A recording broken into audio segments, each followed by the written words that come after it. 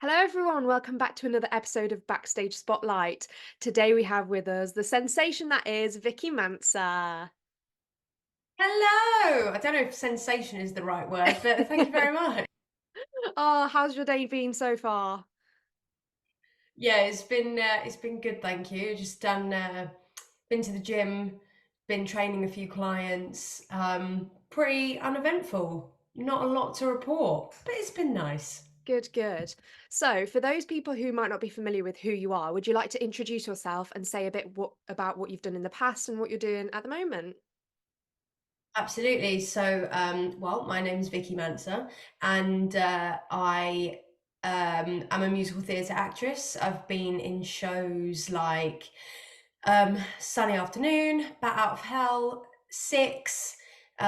Probably no one's heard of that one. Tiny show. Rock of Ages. Beautiful. Yeah, done lots of shows in the West End and on UK tours. Been very lucky, and currently I am taking a bit of a break from that and working on my music with my band called First Time Flyers. So that is me in a nutshell. I love it. So, how did you get into it? When you were younger, did you see yourself as a performer? What did you want to do? I honestly don't remember ever wanting to do anything else. I was obsessed with dancing. So when I was younger, that's what kick-started everything. Like I did ballet, tap, modern jazz. I just wanted to do it all. And actually, like primarily, I just wanted to be a dancer. That was it. So I did that from when I was like 3 or 4 years old. But I broke my leg twice when I was a kid, No and the way. second time, oh god, yeah, both in the same place as well. Oh, Mega. The second time round, it coincided with my dance school's like annual dance show, mm, and I was out of cast by this point, but I wasn't able to dance. And my teacher was like, "Oh, well, Vic can sing in the show as if she wants instead, because I couldn't dance." And that was it, really. That's when I sort of realised that there were other things as well as dancing, and I got a bit greedy and I was like, I'll do it all. Yeah, so that was it. I've never wanted to do anything else. oh, I love that. So, how were your auditions? Did you like train in musical theatre college? Explain that process. Yeah, so I went to a normal high school, absolutely hated it, refused to stay on for A levels because I just couldn't think of anything worse. So I went off to a little college to do a BTEC in dance, because at that point at 16 I was like, I'm not ready. I'm not ready to go and train full time. Definitely Yeah. not. I need to like hone my skills more first. So yeah, I went off and did a 2 year BTEC in that, and then I auditioned for colleges, um, and I wanted to get on a degree course purely for funding, not for any other reason. I didn't particularly want a degree, but I just needed the funding to help out. So that's the courses that I applied for, and yeah, I got into Erdang, and that's where I went. I auditioned for a fair few places. I auditioned for, where did I audition for? Erdang was not on my list. So initially I went for arts ed. I think it was Millennium, Birds, Performers. Those were the first like four, and I got into Millennium, Birds, and Performers, and Arts ed is the one that I really wanted, and I just was like, well, I'm not going to any of those.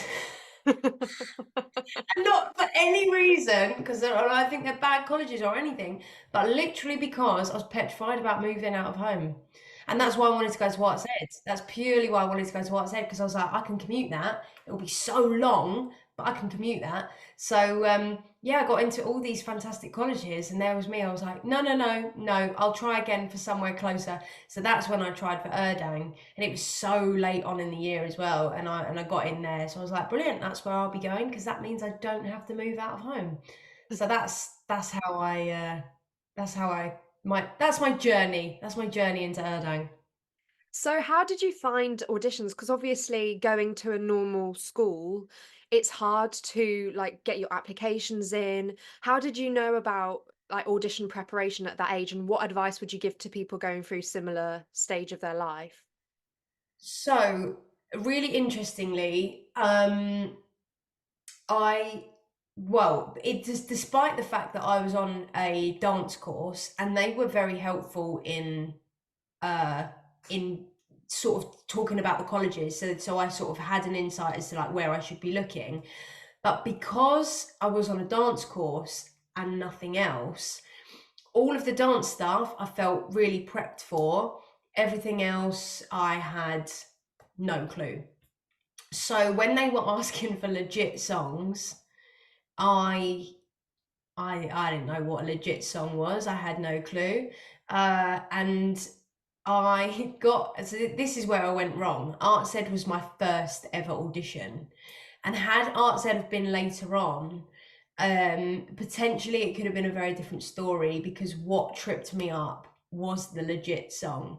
So I don't know if anyone's been to an Arts Ed audition before or is thinking about going. I don't know if it's still the same now, but you go and they split the day up and they basically recall people back, and you get cut or you carry on. And I got recalled, so I think I'd done, what had I done at that time, a jazz piece, I'd done a contemporary musical theatre song, I'd had there was a ballet class maybe potentially. I got recalled back and I was like, yes, brilliant. Then I had an interview with the principal, then I did my acting pieces, and then I went in and did my legit song. Now, guys, not only did I pick a song that was not appropriate for me to sing, I picked a song and completely ignored the sheet music because I'd heard a jazz version of this song somewhere in my life. And I was like, it's fine, I'll just sing it like that because I'm no opera singer. This is what I thought when I was 18. Legit as opera. I can't do it. So they played it and it was the key that I was expecting, so that was good. But then I sang it and I added all these riffs and made it really jazzy. And they went, you do know that on the sheet music you're supposed to be singing an octave higher than where you currently are placing it. And I was like, oh, am I? Yeah, yeah. Is there a reason? Is there a reason why you've done that? No, no, not really. Okay. How old are you? And I was like, I've just turned 18. And they went, you're just a baby. And it was that point I went, okay, she's not got in here. She's not got in here. That's fine. That's fine. But obviously, I found out that the hard way. And then the other auditions, I was like, never go against the sheet music, sing what is written. But I had nobody to tell me these things, but you just learn as you go. Yes, it was an expensive mistake to make because it obviously costs money to go to these auditions, and Arts Ed was the school that I wanted to go to. But everything worked out in the end, so it's fine. Yeah, good. So basically, the ones that you really, really, really want, put them slightly later into your year than and have some practice ones. Nothing's ever, I say that in inverted commas, but it's not a practice because all of them you should want to go to and you want to do a good job, but you do learn things as you go. So yeah, put them in like a hierarchy or something. That would be my advice. Yeah, that is valuable advice. And what a hilarious story. So, your time at So Erdang, embarrassing. it's hilarious. It's brilliant. When you got into Erdang, how did you feel? Oh my God, yeah, I was ecstatic, and I was ecstatic because I didn't have to move, and that was it. Like there were a few colleges that I went to along the way that I walked in, and I was like, oh, I don't. This is not a bit of me. Yeah, that's the thing Not a bit of because me the at all. colleges like you're almost auditioning them as much as they're auditioning you because you are going to spend a lot of your time there. 100%, 100%. And at least when I walked into Erdang, if anyone's been, the main building is in this big old town hall, and the room where they did the ballet audition, it was honestly surreal because it's one of those like old town halls with like paintings on the ceiling and big I've chandeliers seen and so mirrors many pictures of everywhere. it. Oh, it's incredible. And everyone was really friendly. And I walked in and I was like, this is just like fame. This is just like fame. I love it here. I really, really love it. So yeah, I was really chuffed about that because not only it meant that I could stay at home, but I did get a good vibe from it when I went. So I was like, yep, this will do me for 3 years, I reckon. Yeah, so important. And what was your most memorable time at college? Um, the one of the biggest things that sticks in my brain is in second year. Um, this is not a particularly positive thing that's stuck in my brain, but it's the thing that spurred me on. So I guess in a roundabout way, it is a positive thing.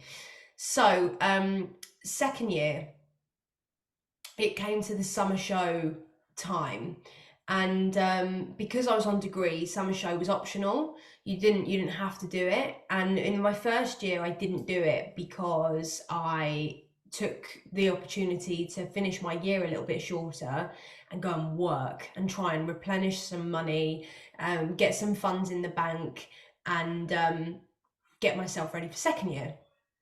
Second year is the last time that you can do it because third year you have all of your agent showcases and stuff. So I was like, right, I want to experience this at least once, so I'm going to do summer show this year. And basically, you get put into like a musical theatre number, two dance pieces, and or three dance pieces, I think it is a musical theatre number and three dance pieces. So I look at the cast list when it comes up, and I'm in two dances, one of which was contemporary, which, listen, guys, I'm not a contemporary dancer. It's not my forte. Never has been, never will be. So I was not mega happy about that. And then I was in a tap piece, which was not a surprise to me. I was a really good tapper, but I was a very strong tapper going into college, and that's where they sort of put me. I was gutted I wasn't in a street piece because I felt like I'd really proved myself over the 2 years, and that was the subject that I knew that I could be really good at if they just gave me the opportunity to do it. But I wasn't put in a street and I wasn't put in a jazz. So I notice everyone else is in three pieces, and I'm like, oh, okay, fine. I'm only in two. All right. Look at the musical theatre list, and it turns out that I'm actually in two musical theatre pieces. And I was like, oh, okay, fine. I can get on board with this. Um, and then I get told it's a mistake when I turned up to the first rehearsal. I went into this musical theatre piece and they were like, you're not on the list. And I was like, I am. Go and check outside. I'm on that list. And they were like, oh no, that must be a mistake because everyone's only in one musical theatre piece. I thought, fine, okay, right. So out I marched and I went into the office and like speak to all the heads of year, heads of departments even. And I was like, is there a reason why I've just been told I'm not in this musical theatre piece. I've been put down for two. I'm in two dance pieces. Now I thought maybe I've been put into two musical theatre pieces because I've only got two dances. But I've looked and the rest of degree have three dances, some even four, and a musical theatre piece. I'm in two and one. So what the hell is going on? And I got sat down, head of dance went, um, it's just that you're just not strong enough. Your dancing is just not strong enough. So we can't put you in any more pieces. There's not really much more I can say about it than that. Maybe third year will be your year. I was like, wow, okay. I was like, number one, I don't think I don't know if anyone's seen, but I can dance. I really can dance. And what had annoyed me even more is we just had our assessments for everything, and in street. Now I'm gonna pat myself on the back here. I smashed it. I smashed it. My teacher was a guy called Claude Marr, He's Little Mix's choreographer, and he taught us a fair bit, and I loved his classes. I loved the routine, and I did it. And I kid you not, he sat back and he went, "Oh my God, where have you been?" I was like, "Here for 2 years. I've been here for 2 years, but nobody ever lets me do street. Like this is the thing. Nobody ever lets me do it." And he was like, you really smashed that." And I was like, "Thanks. Yes, I did. Yes, I did." And I thought I could be in a street piece in the summer show here, and I wasn't. And instead, I was being told, "You're not good enough. You're not good enough. You're just not strong enough." I thought, I tell you what, I'm not strong enough in contemporary, and that's what you've put me in. Like doesn't make sense. Doesn't make sense. So basically, I got told that I'm a dancer, rubbish dancer. Sorry, you can edit that out. Beep that out. Yeah, I basically got told that I wasn't good enough. And then I was the only girl that went on to work in the West End. So take that. Boom. It's funny, Yeah, isn't it, what a bubble it can be in college and how you all get so encapsulated in like the dramas of the day and then you leave and you realize, oh, like that wasn't real life. yeah. It taught me that, if anyone turns around and says that I'm not good enough, I'll just be like, fine, that's your opinion. I'll go and prove you wrong. And I'm so glad I did. And it's very funny because I've never been invited back really to do any of these panel days or anything where they get people back. And I think, if you look at my CV, and this is not me being big-headed. This is just me putting my CV against a lot of other people in the college, and I still, it's just as impressive. It's just as impressive. Everyone else is very impressive as well, but there is nothing, and I think that's okay. I wasn't a favorite. I'm okay with that because I've had a good time. It, I've done all right. it's So, their loss. It's their loss. mm. So, what was your first job coming out of college? First job was Sunny Afternoon in the West End, which is the Kinks musical. It toured for a bit afterwards, and it's not doing anything at the moment, but it should because it was such a good show. The Kinks are a band that were around in the '60s, and like just an amazing British band, and it was about their story. And yeah, covered all of the girls in that, and had to play guitar in it, and so yeah, it was really fun, really really fun. Oh, great. And so you mentioned you played guitar in that. When did you start all your music stuff? Because obviously you said you're now doing a lot of band stuff, which Yeah. is like kind of a different path to the musical theatre. Since when have you been doing things like guitar? I started learning guitar really early, really young. Again, I think maybe it was middle school, like year four, maybe perhaps. Wow. Um, Basically, my dad plays guitar, my papa plays the banjo, and my uncle plays the mandolin. So every family get together, every family party, it was like a country music concert in our house, Oh. and I was like, I want in, I want to be involved. So so that's why I wanted to learn guitar. But actually, when I went to high school, I wanted to give up. Mm. I was just like, I, I was sick of learning classical music, as we've discovered earlier in the podcast. I am not into my classical things. So yeah, I didn't want to do it anymore. All I wanted to do was learn chords and sing songs. Like that's what I wanted, and I wasn't doing that. And my mum, thank goodness for my mum, was like, "No, don't give it up, Vic. Don't give it up. Like honestly, I think you'll regret it if you do." And so I did 4 years and carried on playing guitar, and then I dropped it when I went to college purely because I didn't have time.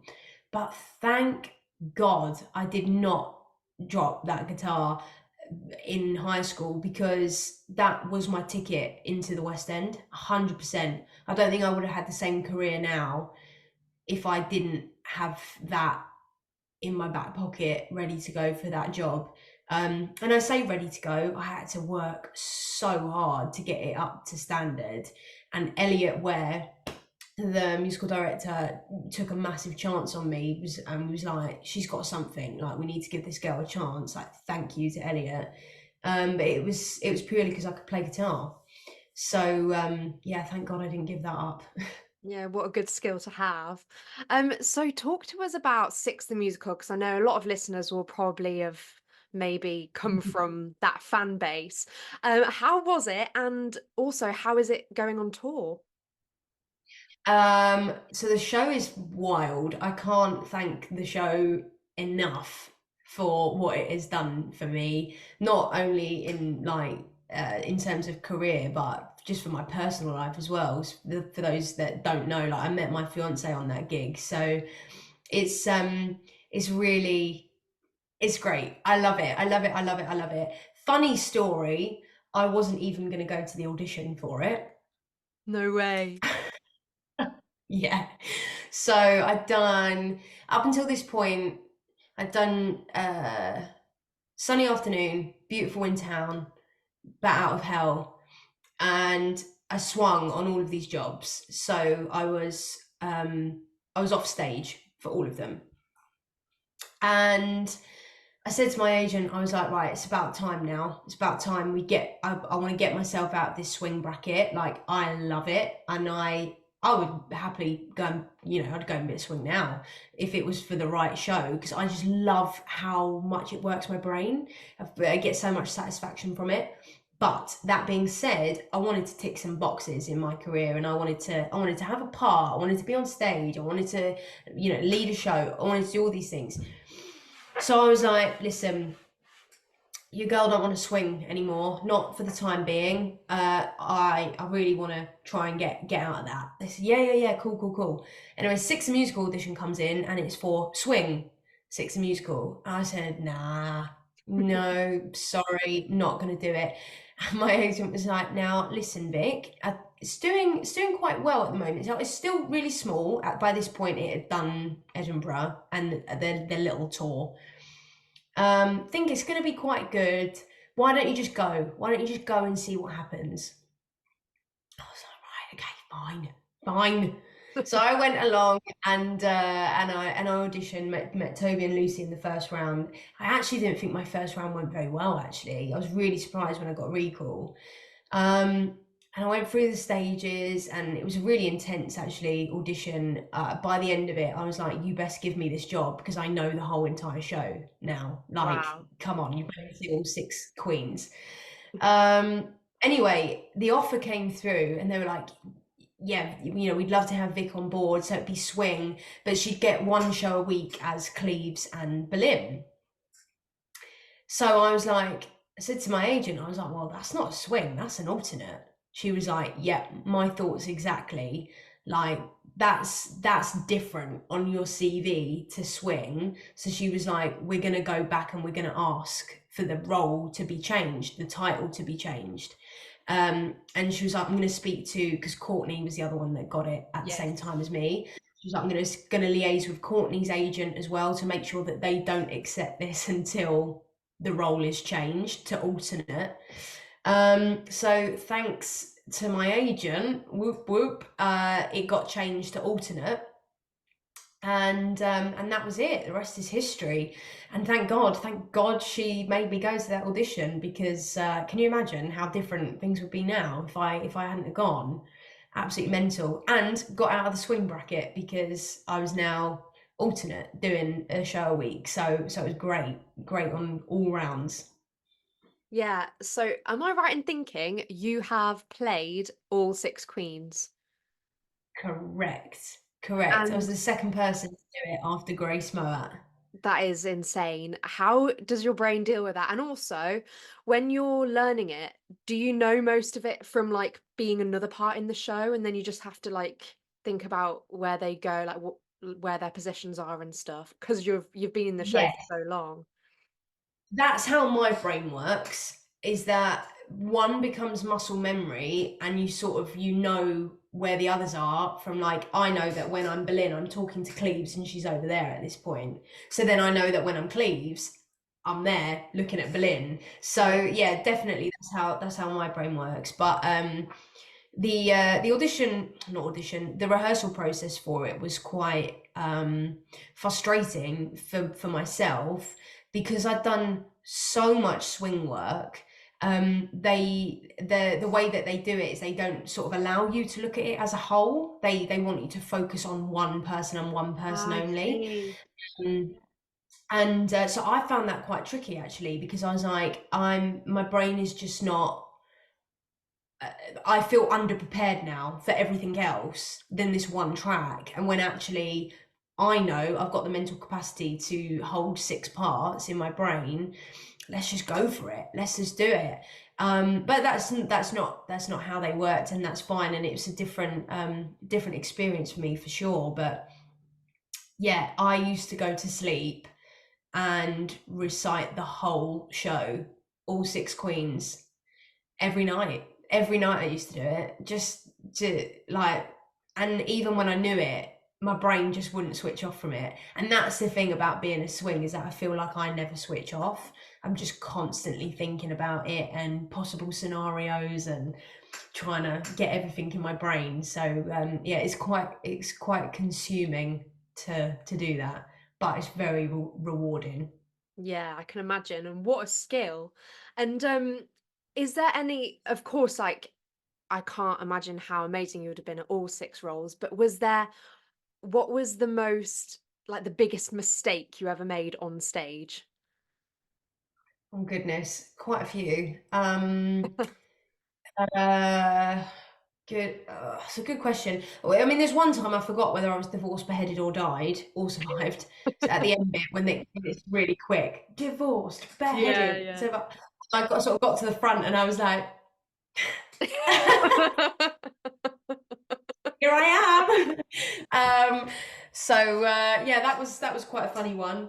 But I mean, a funny one that sticks in my brain is bless Maya had come back from holiday and she was jet lagged still, and we had constantly having changes. And in the afternoon, I had been someone else, and in the evening, I was Howard, but Grace was on as well, and Grace was doing another part, and Grace normally was first Howard.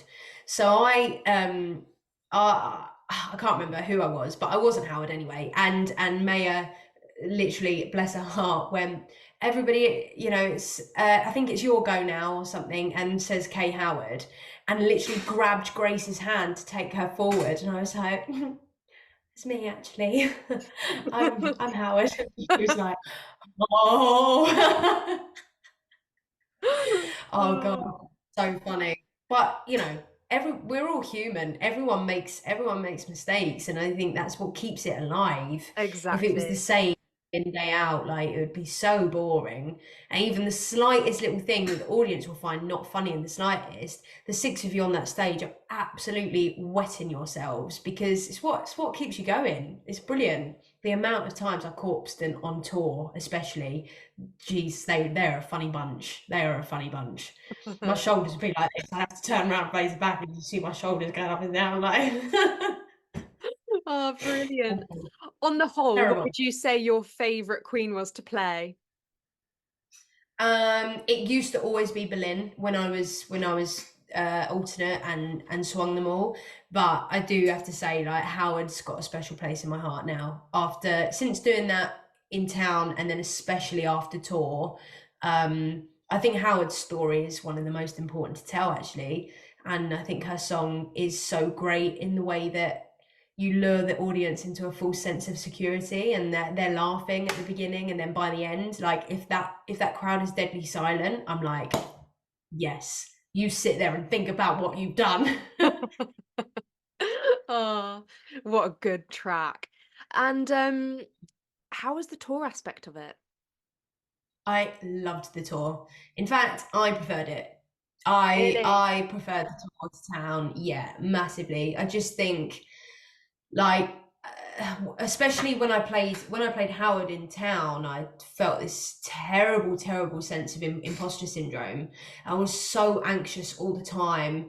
I didn't enjoy it, to be completely honest with you. I didn't enjoy it playing it in town.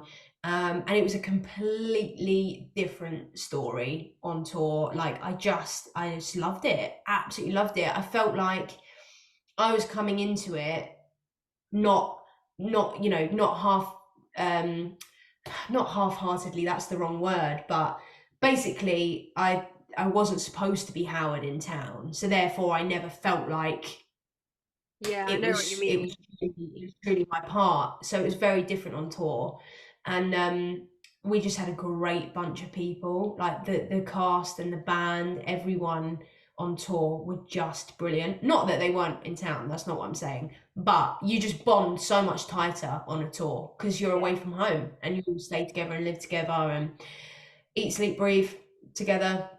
So sleep together. I don't mean that. You know what I mean. You know what I mean. But Oh, yeah, you just become tighter, it's so basically. fun. So tell us about your band and like what you're doing now, upcoming projects. My band, First Time Flyers. So we launched last January, um, which was very exciting. I had done some solo stuff before in country music, and I would have loved to have like taken the leap of faith there and then with my solo stuff, but I didn't have a clue what I was doing. I was going at it on a wing and a prayer, and just hoping for the best. So I never had the confidence to do anything more really with my music than what I had done. And when the opportunity of the band came about, I was like, "Ah, yes, because now I can actually learn about, you know, the music side of it more. And you've got three people around you for support, very much like tour kind of vibes. Um, and they're three really, really good friends of mine. So we already knew that we'd get on like a house on fire. And yeah, we just thought, why not? Let's take the plunge and just try and make some music. So last year we had a great year. First year we played lots of festivals. We opened for Bruce Springsteen at British Summertime Hyde Park, which was great.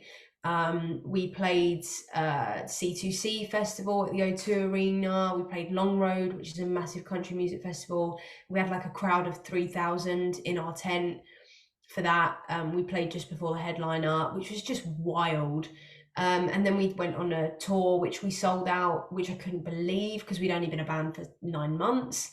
So it's really exciting. And this year we've got a few festivals booked in for the summer. We're playing a gig on Thursday actually this week in Birmingham, which will be fun. We've got one at Pizza Express in Holborn, I think, in a few weeks. Great. And yeah, we've been writing loads and recording loads and got so many new exciting tracks. So amazing. Where would you say you would like to see yourself in the next 5 years or so? That's a really good question. I honestly, I would love to just be in 5 years' time. I'd love to be happy and content and not constantly being like, what's next? What's next? Now what? Now what? Now what? And just being able to sit back and enjoy it. I'd love to, in 5 years' time, have had some bucket list moments with the band, like streaming numbers. There's certain streaming numbers I'd love to hit. There's certain support acts that I'd love to go and support artists and open for them. I'd love to do some more tours at bigger venues. I'd love to play on Graham Norton. Like I would just love to be on his show and sit on his couch. Do you know what I mean? I think that's a bucket list for Oh, me. for sure. Um, and then, you know, maybe if Beautiful ever makes a comeback to the West End, then I'd love to be Carole King. If that happens in the next 5 years, I'll retire. Oh, well, all the best with it all.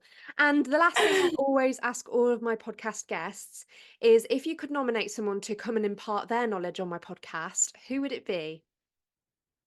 Ooh, good question.